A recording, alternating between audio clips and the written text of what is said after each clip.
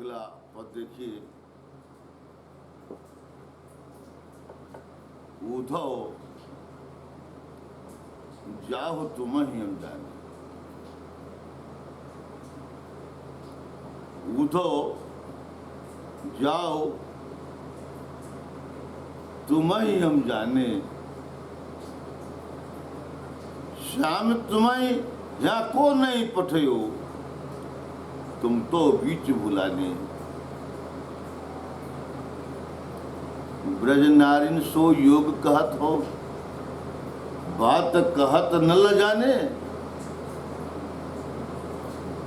बड़े लोग न विवेक तुम्हारे, ऐसे भय आने।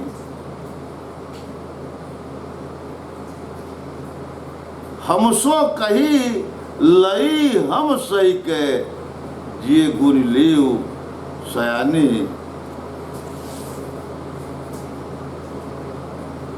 कहाँ अबला कहाँ दशा दिगंबर,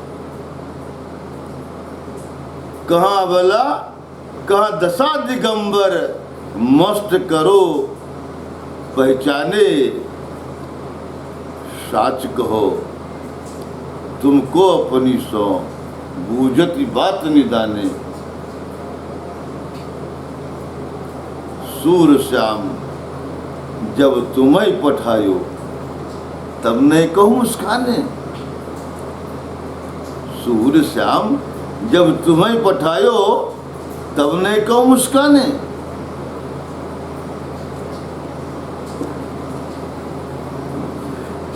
सिक्किम दंत के प्रसंग में जब उद्धव जी मथुरा से चल देते हैं,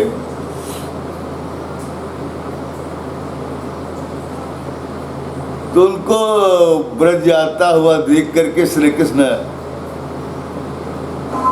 बड़े प्रेम से मुस्कुराते हैं। जाओ, अभी वहां तुम्हारा सारा ज्ञान,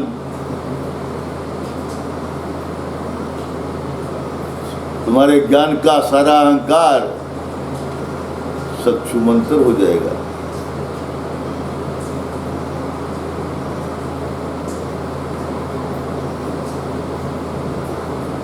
उसी संदर्भ में सूरदास जी ने इस पद की रचना की है।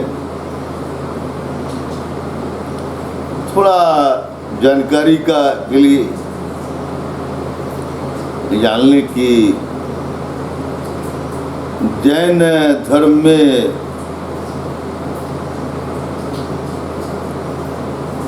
भक्त की दो परंपराएं हैं, एक श्वेतांबर और दूसरा दिगंबर। श्वेतांबर जो संत होते हैं वो श्वेत वस्त्र धारण करते हैं, और जो दिगंबर होते हैं वो हमेशा नग्न अवस्था में ही घूमा करते हैं।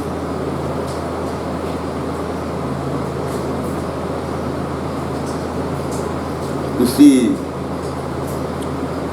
दिगंबर परंपरा को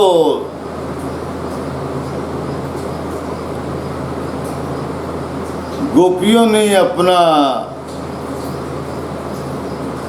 शस्त्र स्वीकार अपना करके, और बड़ा ही विचित्र प्रहार जो है उद्धव पर किया है। यहाँ सूरदास जी की वाक्पटुता अप्रतिम है।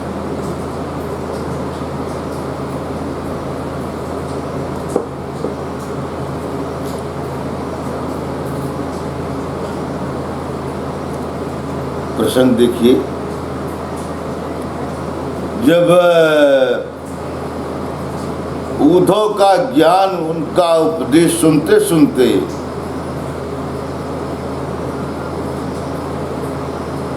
गोपियां ऊब जाती हैं।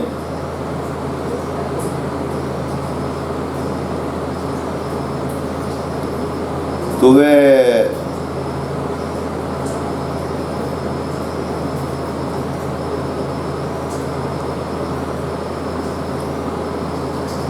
उद्धव जी से कहती हैं,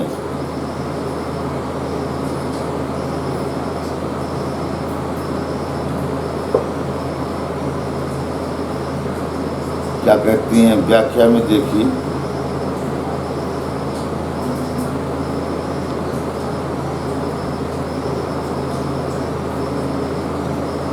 सुधा जी कहते हैं जब गोपियां उद्धव जी का उपदेश सुनते सुनते ऊब जाती हैं तो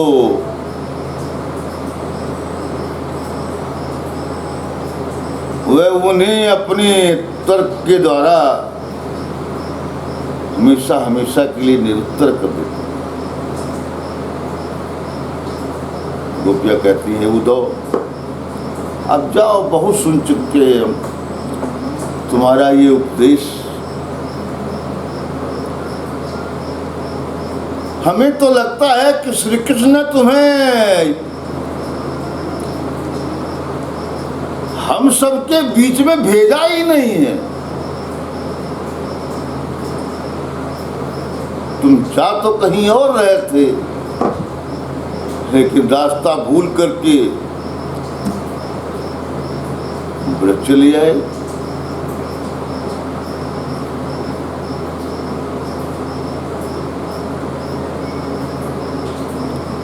आगे गोपियां कहती हैं ब्रज नारिन को सो जोग कहत हो, बात कहत न ल जाने।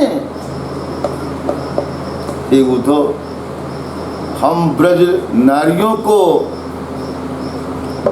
हठयोग साधना की शिक्षा देते हो। हम ब्रज की नारियों को हठयोग साधना की शिक्षा देते हो।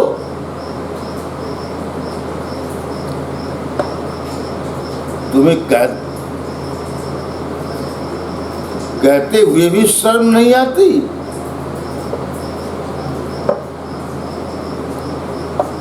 बड़े लोग न विवेक तुम्हारे ऐसे भय आने।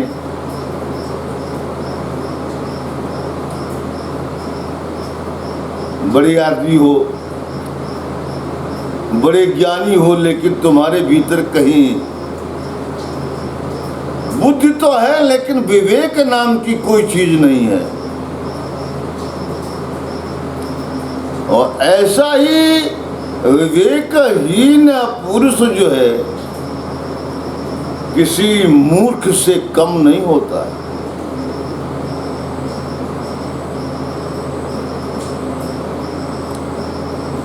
ऐसा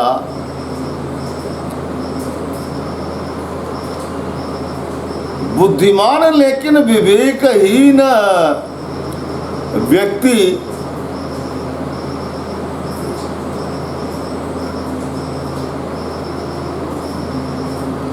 किसी मूर्ख से कम नहीं होता है।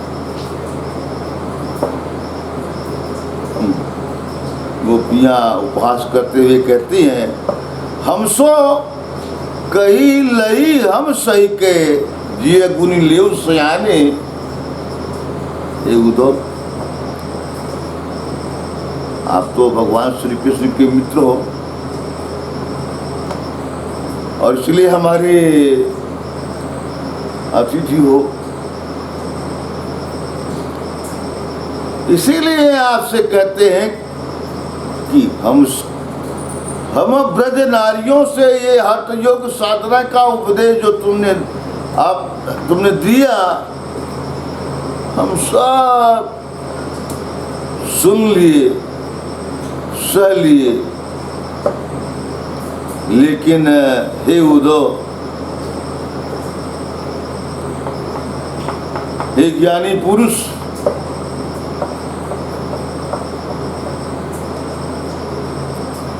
सुनो, कहाँ अबला कहाँ दशा दिगंबर मस्त करो पहचाने, कहाँ हम अबलाएं, कहाँ हम अबलाएं, कहाँ हम ब्रज की नारियां, और कहाँ वो दिगंबर की नग्न दशा।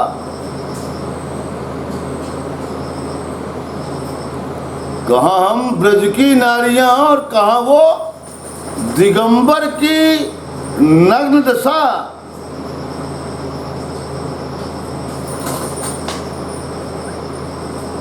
कहने का भाव ये है कि हे उद्धव, हम ब्रज की नारियों को जो है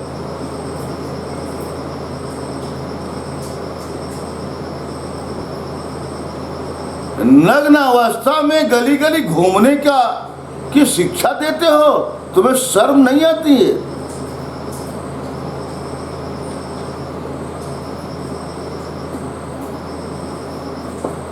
साँच कहो तुम सो बनी सो बूझत ना। ये उद्धव, तुम्हें अपना, हम सब अपना सौगंध देकर कहते हैं, कुछ कहने से पहले कुछ जान बूझ लिया करो।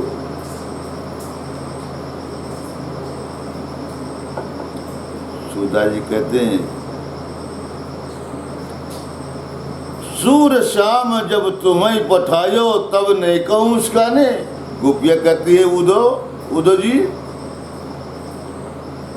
जब श्री कृष्ण तुमको मथुरा से ब्रज की ओर विदा करने आए थे, तो जरा ये बताओ कि कहीं तुम्हें देख करके मुस्कुराए तो नहीं थे?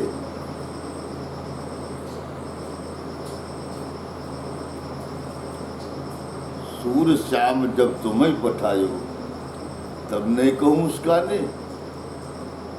सूरदास जी कहते हैं, ये उद्धव, जब श्री कृष्ण तुम्हें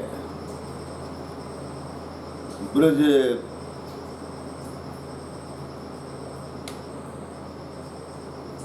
भेजने आए थे,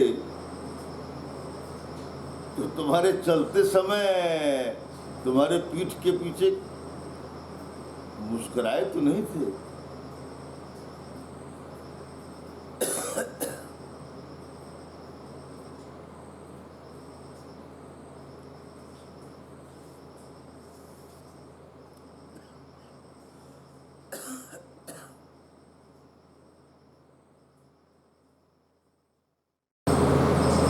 काव्यगत सौंदर्य देखिए,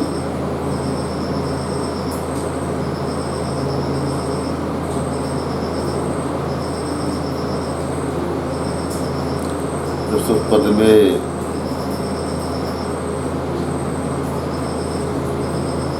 सूरदास जी ने गोपियों के हृदय में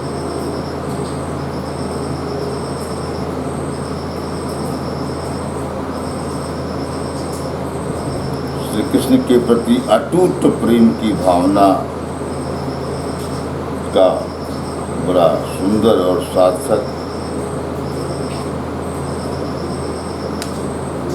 चित्रण यहाँ किया है।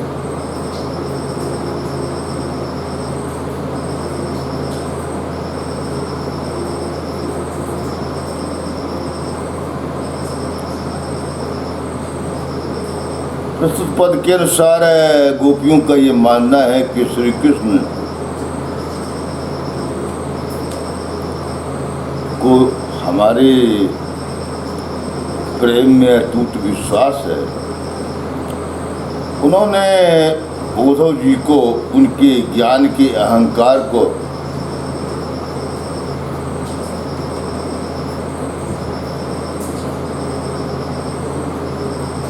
नष्ट करने के लिए और वास्तविक प्रेम की शिक्षा पाने के लिए गोपियों के पास भेजा है।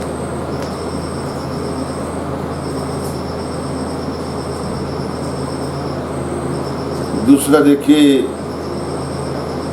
प्रस्तुत पद में सूरदास जी ने गोपियों के उलाहना और आक्रोश का बड़ा स्वाभाविक चित्रण किया है।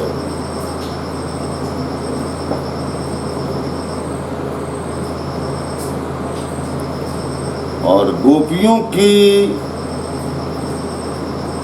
तर्कशीलता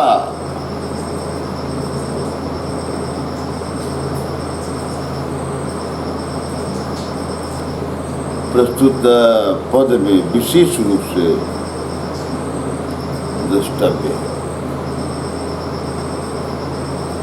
भाषा ब्रज है, रस वियोग श्रृंगार है, गुण माधुर्य है, अलंकार अनुप्रास है, छंद ये पद है।